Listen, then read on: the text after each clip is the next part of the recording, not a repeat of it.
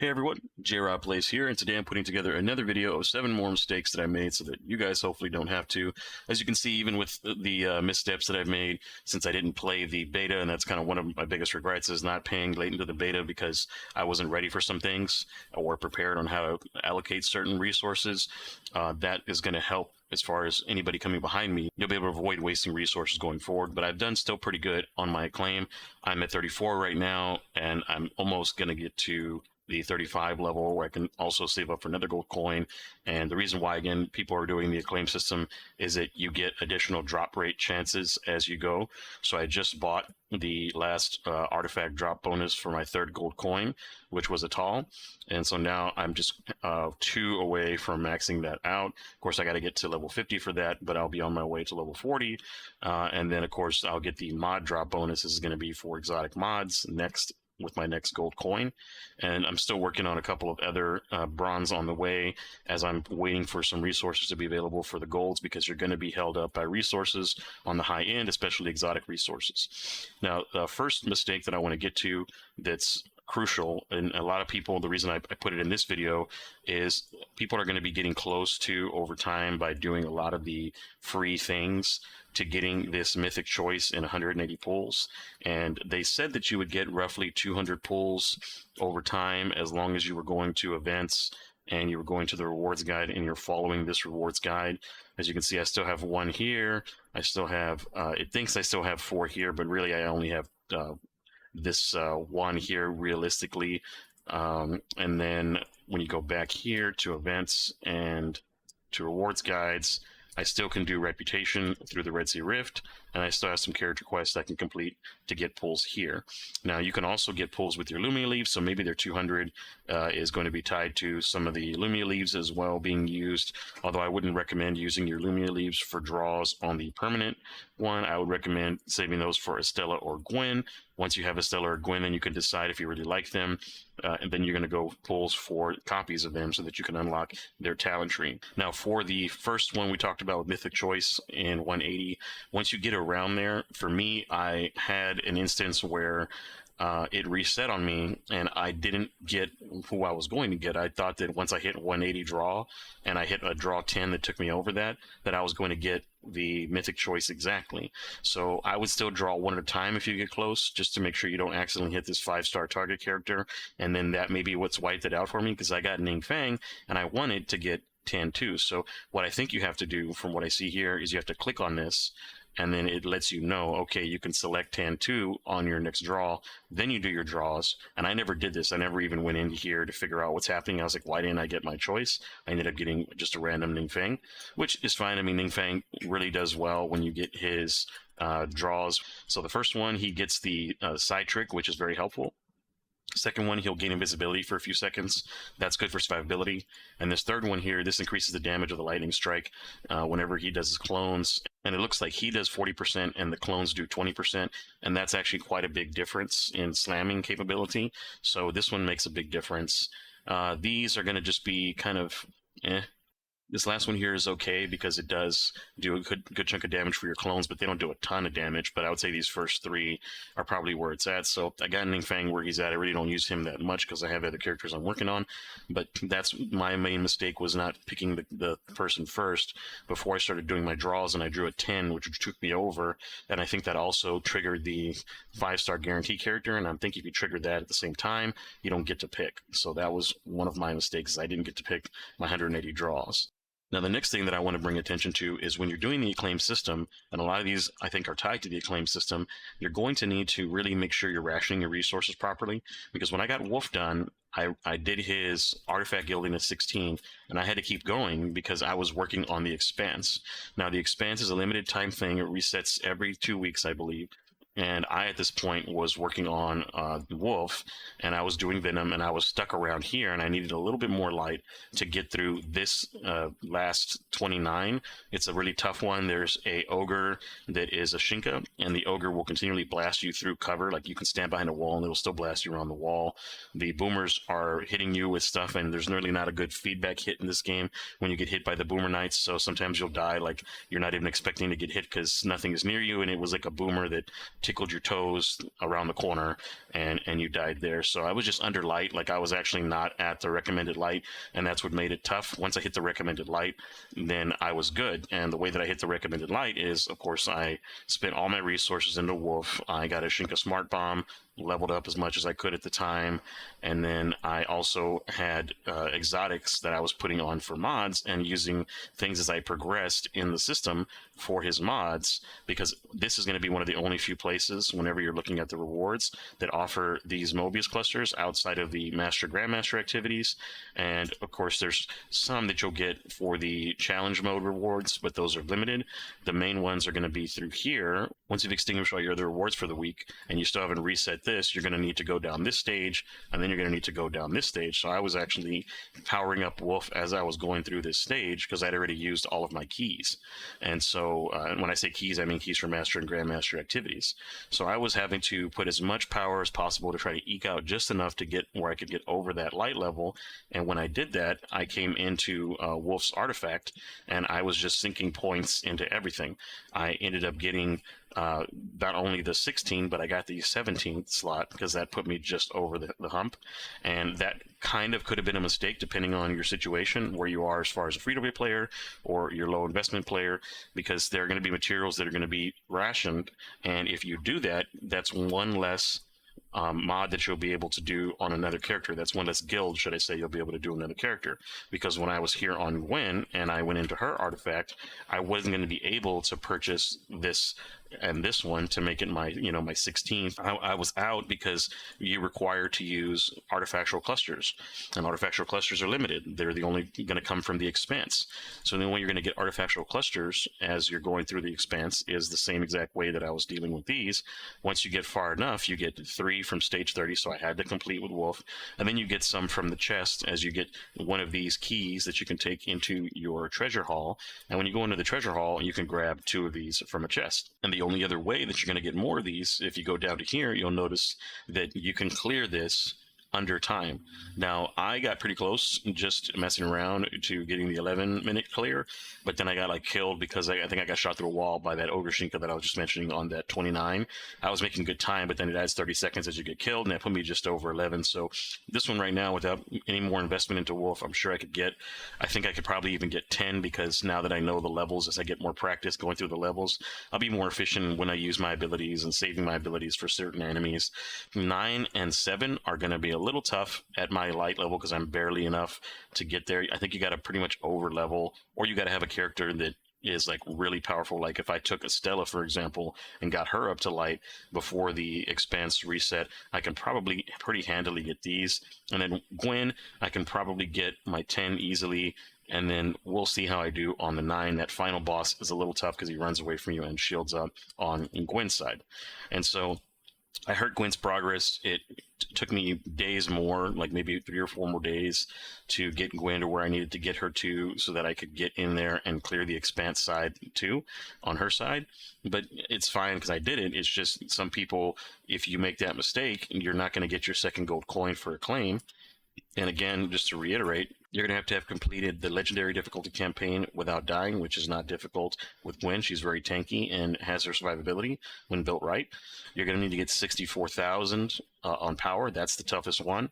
And then the second toughest one, of course, is going to be to artifact guild her, because you have limited resources that only are in the expanse. And to do the expanse, you have to have leveled yourself up. So it's like a catch-22. You have to get this to get to the expanse, but in order to get this, you need the expanse. Clearly, adventure in a fire team with Atal. This one may trip people up because Atal is not very much used in a lot of the adventures. But if for whatever reason you're still short, you can actually go in like a slow time of day, like either early in the morning for you or at a time where people are not normally on, and you can go over to the ops for Gauntlet ops, go to Gauntlet Blitz and go to normal, since people really pass this up. After 30 seconds, you'll get loaded with bots. Just keep doing this until you get a tall bot in your team, and then just knock out a couple of those, and that'll actually allow you to finish, and it counts within a tall bot. And the bots are actually pretty good at following the objectives and grabbing the objectives that they need to and depositing them and stuff. And since you're so high level already, you just kind of mow through everything, and it's pretty fast. So that's my recommendation for as far as your artifact guilding, is to make sure that you stop at 16 and you're not actually going past 16 if you can afford to. For example, again, me, I had to get done a limited time thing, I had to invest into Wolf. But if I had some other way to get him power, like if I had, like artifacts that I was still working on, or if I had an excess artifact material, then that would be the way that I would go there. Now that brings me to my third and fourth point. So starting on the third point, before I forget that one, is the materials and the budgeting of them.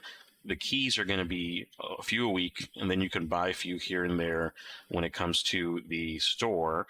And the cheapest way is the Pandora deals. So if you're low investment and you don't want to spend a whole lot of money, you can come in here into the store and you can go under subscription and to Pandora deals, and it's only like $3 or $4. Like it's really low investment, like super low.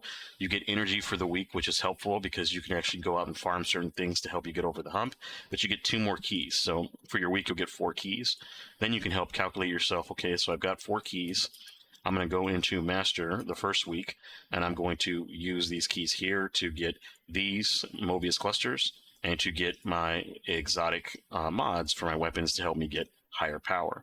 Now, my mistake whenever I did this is I didn't know Grandmaster required keys and had different rewards. So under Grandmaster, once I got high enough, I didn't realize that you had these metastable cores that will limit you on your weapons later on, and they'll allow you to take your weapons up 1 more notch from 80 to 85, which is a decent chunk of power. And your exotics will take a lot of investment. Instead of taking 4 of these investments, as far as 4 challenge reward keys, which are going to get you enough to get a mythic up, it's going to take you 5, and I'll show you that really quickly.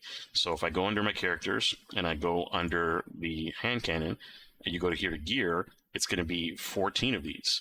And of course, as you saw, you got 3 per pull for keys, and you get 4 keys. So that's going to be 12 total metastable cores that you can get during the week.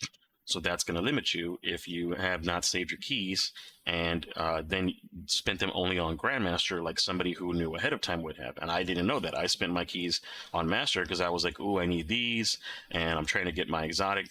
And more so, I even messed up and I did Gauntlet Blitz.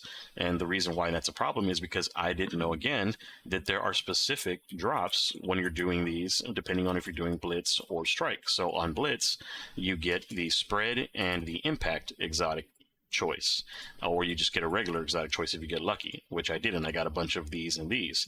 And then on Strike, which I didn't do because I thought Blitz would just be easier to complete since there's more people to res and stuff, then Strike is the one that gives you the choice for rapid fire and for piercing. And my main 2 characters at the time, before I decided to also work on Gwen for the expanse, were Atal and Wolf. And so I was spending all of my resources in Master, not getting the good drop with it, which would have been these here, and this and this.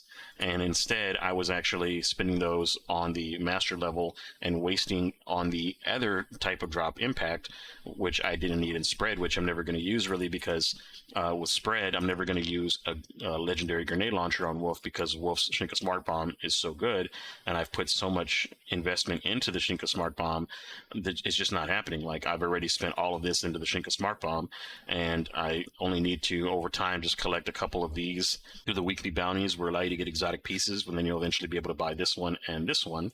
And as you can see, I have my photons saved up. I just need to save up over time from the legendary campaign these, and so that is my path for Wolf to get Wolf really maxed out. And so again, I'm never going to use the grenade launcher, so those spread ones are just going to kind of sit. So that was another mistake, is when you go into these activities, you need to be careful what you're pulling for. I thought it was just like a general thing whenever I would come in here, like in Gauntlet Ops, whenever it would say it gives you a specific thing, like your mods and stuff like that, or like your exotic. I thought it could just be any exotic. I didn't know when I first did this that it's a specific exotic. Esex Tabernacle on Heroic is going to give you Gallows with a higher drop rate, and it's guaranteed within a certain number of attempts. And then you're also limited to these exotics here. You can't get any of the exotics that are in the main engram, the main focusing engram, like Crimson, like Huckleberry, like the Shinka Smart Bomb. You can't get those exotics that way. You have to get those exotics through saving up pieces. These exotics you have to play for and do the weekly rewards with the higher 15% drop, or just grind out and just pray you get a 1% drop. Do 100 of these, which good luck with that, for your sanity. And that's going to be how it works. So like in the Menace Above, if I click on Menace Above, it's not the Gallows, it's the Octant Riot Disperser. And since I was stuck on Gwen, and I had already gotten a riot disperser to drop, I came into here to see if I could get a different exotic so I could figure out who I was going to go with. And I got another Octant Riot Disperser as my very first one. And so I was like, well, dang, I got to invest in that now because I didn't get the Concerto to drop when it was an option. I was basically stuck with the shotgun, but the shotgun's fine. I mean, if you do your volley fire, you can one-shot high-end overpowered Shinkas and get their shield down. You just run out of ammo quickly. You have to get lucky with more ammo. So the shotgun is not a bad shotgun. It's not her best option. Obviously, the best is going to be the maxed out Concerto with a really good mythic shotgun, but Gwen's fine the way that I have her. I really enjoy her still that way. Now, the break-in one, if you were trying to get for Ning Fang, the auto crossbow that he has is auto crossbow, this one would be the one because it's guaranteed with the higher drop rate to get this for him. So these are going to be the things that you need to look out for whenever you're pulling, to make sure that you're not just assuming like I did that it was like a large pool, like it shared a pool of everything. I had no clue that I could target farm certain ones, or that I was going to be more apt to get certain ones whenever I spent money on those encounters, or else I may not have, right? I might have saved them otherwise. Now, on the material side of things, when you're talking about the gilding from earlier, one of the biggest issues that you're going to run into is fruit. And fruit is going to be a very limited resource, and you're going to never really be able to get enough fruit from just doing the realm of the 9 chaos, the singulated chaos, because the chaos, even though you have a good build and you're running through this quickly, you're only going to get 3 fruit per, and it's not guaranteed specifically which fruit you're going to get. You'll get like 2 of one of the other, and you're going to come through here and you're spending your pinnacle on these mainly to get these artifactual essences. And so my mistake when it comes to these is I didn't farm enough free chaos. I was putting a bunch of energy into the fruit, and that kind of hurt me other places. And I didn't realize that when I farmed the free chaos, these mythic artifacts drop pretty regularly without spending any rewards, just from doing the free basic rewards. And then you'll still have a low chance of getting a lower end random exotic artifact, which is still helpful for the power grind. It may not be good for your overall build, but it's going to be good to get you your acclaim. And that's kind of what the video is focused on, is helping people get through their acclaim. But just like I mentioned in my other video, when you go into the Cabal area, the Red Sands area, and you run and get the chest until you're done with the chest for the day, so you can get material that's going to replace your artifactual dust, so you can save these for the refactoring that you'll need. You can also use the mythic artifacts. Like once you're drowning in these mythic artifacts from spending a few hours running a good build on this setup, you're going to actually have more than you need when it comes to these artifacts to get up to like 7 on a brand new artifact that you're building up, and then you'll just use your dust, your either artifact dust or whatever you've got, the heap of artifactual dust, to get it the rest of the way, and not feel bad because you spent so much time grinding the free chaos. You ended up with a ton of these. You'll have like 200 or 300 of these, and you don't have to worry about, oh, I'm going to get low, I won't have enough to refactor later when I combine this on an exotic. And I'll go ahead and show that really quickly here too. So when I leave here, and I come back in, I've saved a good build, and there's going to be videos that you'll see of other creators saying, oh, this is the best way to farm, and it really is. And so if you look in here, you're going to set your wish list. So right now I'm trying to get a Tal's exotic set up. So I've got abundance for her, conversion, the calming token, so when she stands still she gets crazy damage boost for precision damage, and then inspiration. If I get continuous healing, which you're almost always going to have with a Tal, I have a good damage boost, and ring of conversion is super strong with her. So I'm going to launch this, and it's going to say, hey, you're not going to have any energy, which is fine. That just means that when I run up to the chests, I'm not going to have to worry about picking the other selection. I can just hit my interact key and just pick up whatever's there. And let's see if it'll let me show you this. So with the rules of the 9, you can actually pull up the gifts of the 9, and the setup that you want to try to do is a setup that gives you tankiness, or the negative for you and the enemy. And in this case, Spike Shell is like one of the best. You can also do other ones where like made equal, where the enemies have less health and so do you, because you're going to survive. But if you can get Spike Shell, that's going to really speed up your grind, because Spike Shell will have you do almost any character. You can run any element. So I can run a solar character, an arc, if I'm trying to get that character's reputation up so that they can finish their character quest. I can actually spend pinnacle power on a different element for another character that I'm trying to get exotics for with still not having to worry about being out of place because of the capabilities of this build that I have here, and you'll see how strong it is. So like I said, any character can pretty much survive, but Atal to me is a really strong option, and the reason why is because her healing lets her sit there and tank everything, and anything that attacks you is going to take retributive damage, and you don't necessarily even have to go up to some stuff. They'll kill itself by the time you get there. Now what you want to really focus on with Spike Shell is you're going to want to try to get Boxer and Soul Extraction if you don't have self-healing. Boxer is melee attacks deal a ton of damage. You'll see that there once you max it out, and Soul Extraction allows you to get health whenever you kill something within 10 meter radius of you, and since you're punching everything, since you can't have weapons are banned with Spike Shell, this is going to be your only method of attack for close range, right? And speaking of range, you're going to want to try to snag the Comet capability. Now with the Comet capability, anytime you cast an ability, which is either like a heal or which is her magic missile attack, you're going to launch Tracer Comets that do damage, and they'll start to run out and they'll kill stuff ahead of you as you're running up to them. And you want to try to either increase their capacity or make these more potent. And the reason why you want to run Melee Comet is because since you're going to be punching a bunch, you're going to get free comments that you can throw out, and they're like little Kamehamehas that you're throwing out there to the enemies. After that, you want to try to make sure you focus on a speed of abilities or damage of abilities, or just in damage increase in general. There are things that you can try to stack where you do more damage over a certain enemy's health, which will increase your punch as you're coming in while the enemy's not damaged coming in. You just have to make sure you're not damaging them and removing that additional big punch damage, like for bosses and stuff. For me, I was able to get abilities pretty much because I've already invested in all of the additional tokens that allow you to customize rerolls and things like that. And when you pick a reroll, you get one that you can max out as you're going through. And I got the additional damage in my super, which is strong for certain bosses that you really can't hit. Like the Minotaur boss, it's hard to hit his feet. His hitbox is kind of sucky. So I just hit him with my super. And then I got signature ability casts not going on cooldown, increased ability damage, and increased ability recharge rate, so I can just spam whatever I want. And I'm going to run through really quickly so you can see what that looks like. Now from here, this is going to be normally where you get Zer's additional ability. You can pick abilities or impact if you don't have Boxer yet. And this one here, this station will allow you to max that ability out, and it'll give you choices, and you can re-roll those as well once you've spent enough power in the Paraverse section where you can spin your strange coins.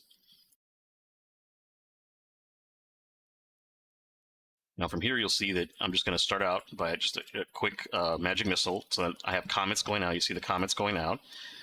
Since I have ring conversion, I can heal myself and get an overshield. And then you're just going to punch, and the ogre's dead. All this was done in seconds. Like, I really didn't have to do a whole lot. By the time I get to the end, everything is basically dead with the right abilities. This is punch here. I'm going to take the shield, punch.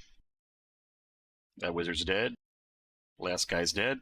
Again, seconds. That stage is clear. Now we're going to work on a boss. And this one is just a boss that's going to stand still. He's a little tough on people that don't have self-healing because he will continue to fire in this section. And he's not going to be able to damage himself with the spike shield because he's shielded. But the turrets will. He's also a little annoying because he runs away, so you're going to have to chase him down here. If you don't have any healing, make sure you're killing the enemies real fast. So, like, make sure you come out here and you kill all the stuff so that they're not picking at you while you're damaging the boss. But I have heals, so I'm just going to damage the boss, get the turrets up, kill the turrets, and then the boss's shields are down. And now it's time to kill the boss. As you can see, look at his health chunk just from the punches. It's wild.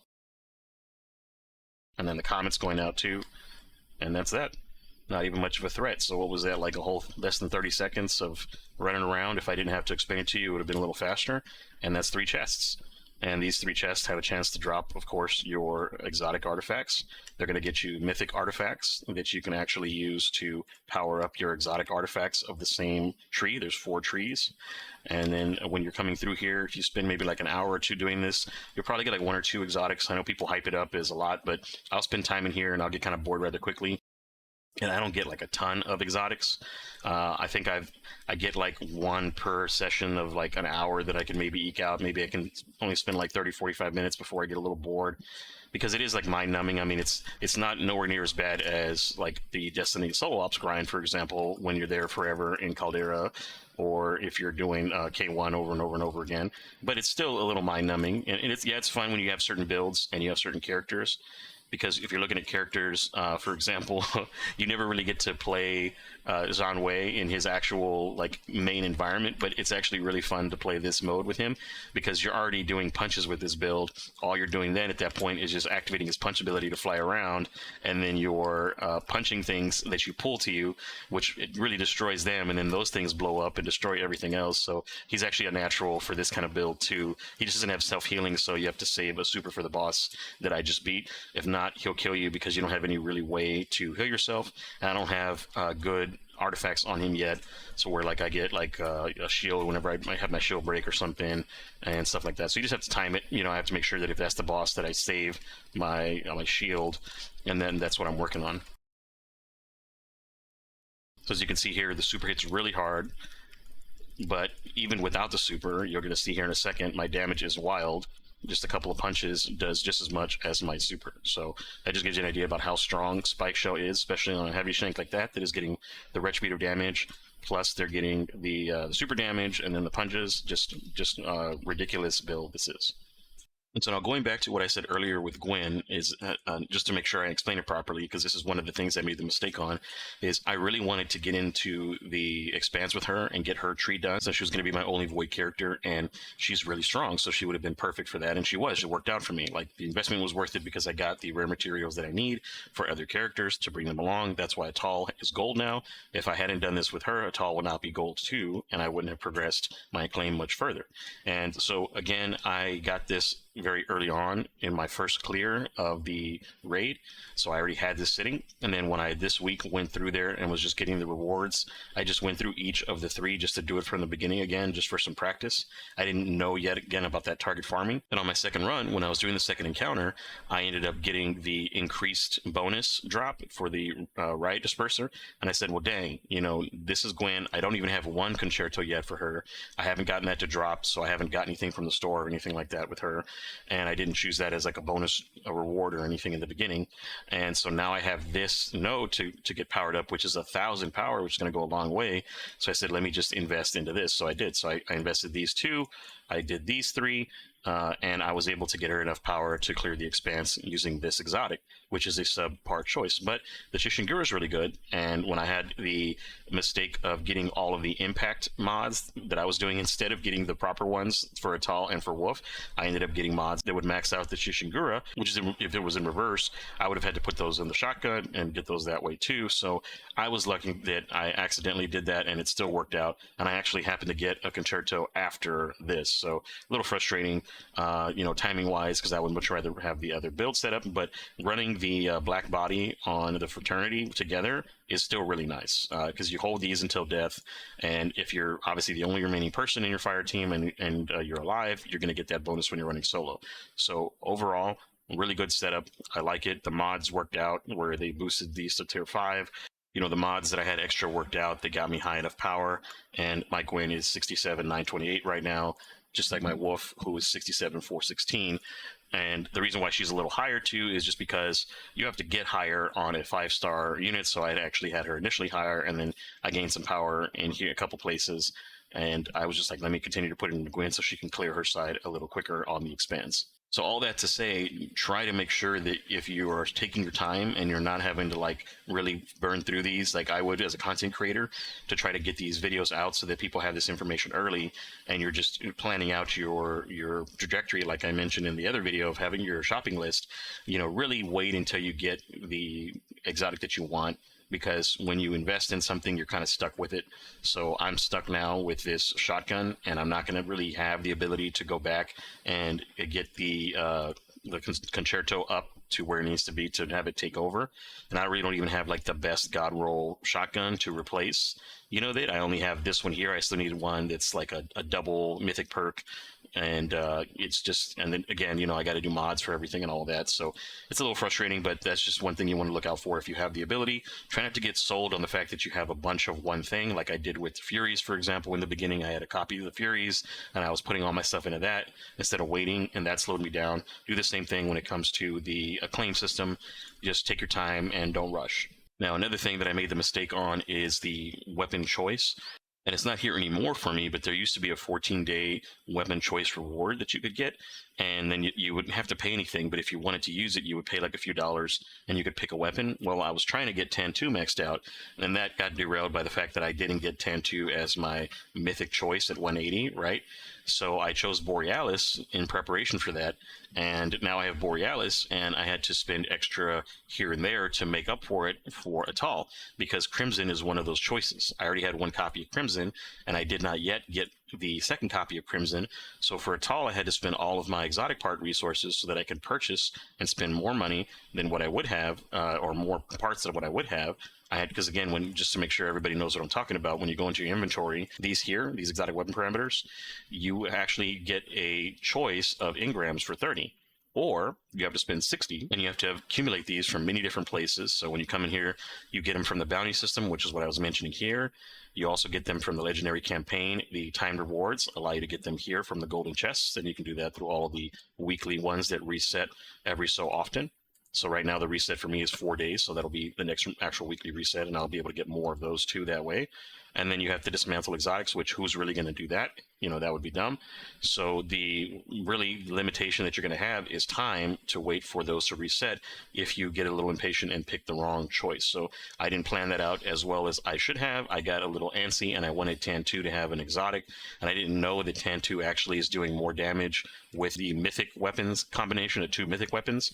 If I would have known that ahead of time too, I wouldn't have even picked Borealis. It's still cool to use because, again, it knocks down any of your shields, and in this game you're limited to which elements you can have. Not every character has all 3 elements, and even when you go back and use these level 80 weapons, they're really underpowered. Like, even when you max them out, they do hardly any damage compared to a mythic weapon or an exotic weapon to enemies. In hindsight, I should have taken Atal's Crimson, because then I wouldn't have had to scramble so much, and I would be able to then get another exotic of my choice that I wanted, and it would have been a little bit easier on me, because then I could have just gotten one of the 30 or 2 of those 30 drop ones, and then I may be farther along in another character. And really, the last thing that I want to mention, it's not a mistake that I personally made, because I figured this out and I saw other people mention it too in other places, like on the Reddits and in the Discord.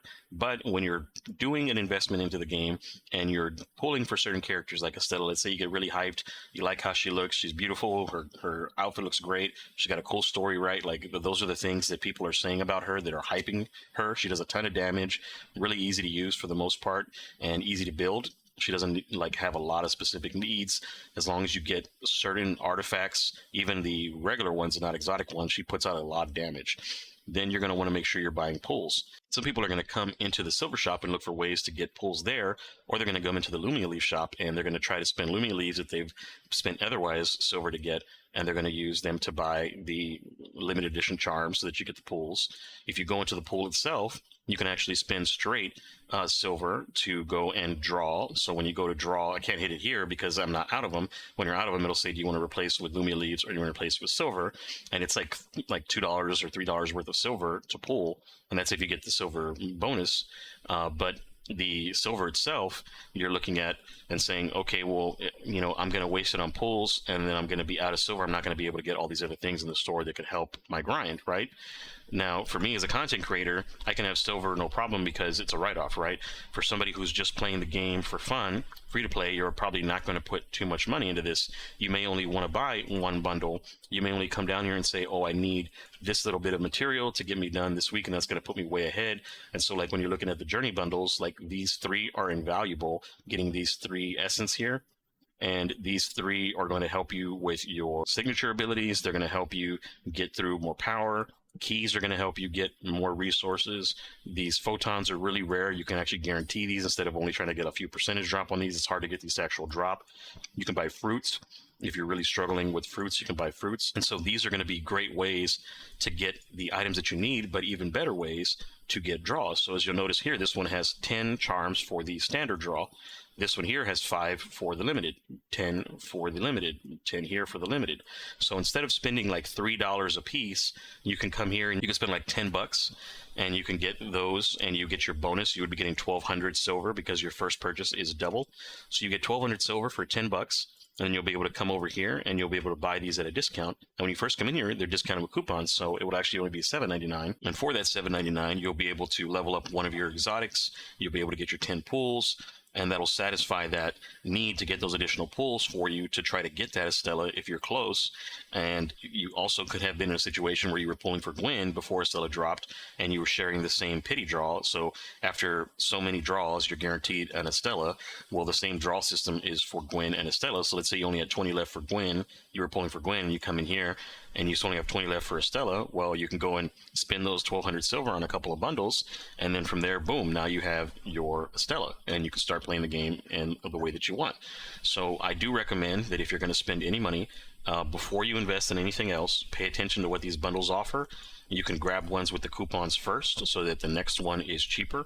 Some are better than others. This was 60 off. This one is going to be 150 silver off, which is substantial. It comes with pools and Lumia leaves. These Lumia leaves you can use for pools as well for the limited edition characters.